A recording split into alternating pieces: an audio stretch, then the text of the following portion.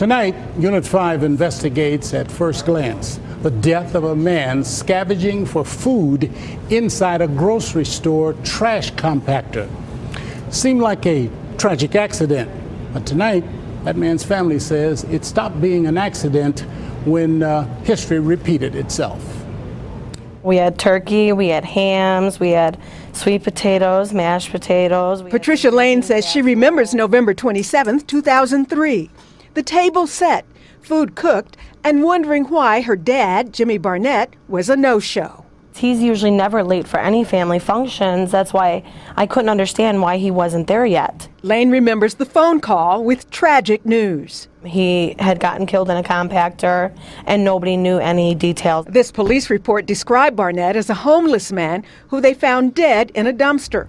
Family members say Barnett suffered schizophrenia, lived off and on with family, and survived by eating food that stores threw away. He was in the compactor, and somebody pushed the compactor button and compacted him. While the dumpster was outside the store, the button to activate the compactor was located inside the store, out of the view of the dumpster. This was a preventable accident. Family attorney Stephen Blandon says Jewel Foods fell below recommended national safety standards that suggest compactor controls be located within sight of the dumpster. For matters of convenience, decided to take it upon themselves to reconfigure this machine and bypass their safety controls. In this written statement, Jewel Foods says the compactors were operated in a manner consistent with industry custom and practice. But then in August of this year, history repeated itself. Another homeless man met the exact same fate, crushed to death in this trash compactor located on Roosevelt Road. It's also owned by the Jewel Foods in Oak Park.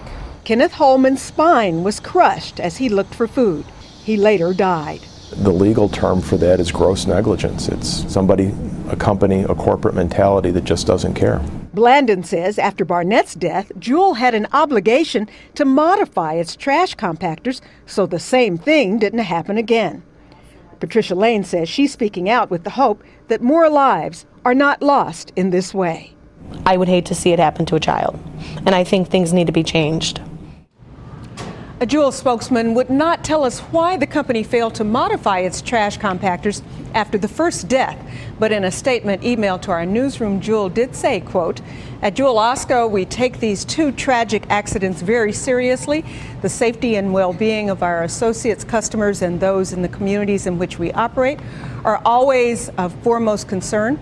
We are unfortunately unable to provide further detail as the cases are pending legal matters." Warner and Allison, I suppose we will find out their answer ultimately in court. It is surprising that there isn't some sort of a stopgap there or some way to know if there's someone or something in the compactor that shouldn't be there. Well, because the machinery, is the button that you push is supposed to be right there where you can see it, and not in a room somewhere else.